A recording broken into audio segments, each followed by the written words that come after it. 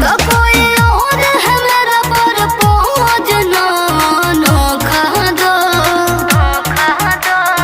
अपने लवर को धोखा दो, अब मुझे भी डार्लिंग मौका दो। और अपने लवर को धोखा दो, मुझे भी डार्लिंग मौका दो।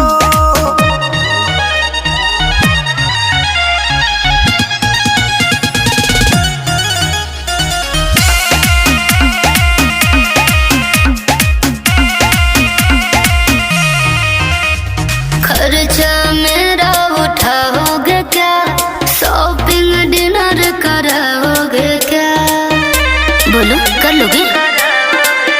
भूल जइबू लभरवा के अपना, प्यार दे दे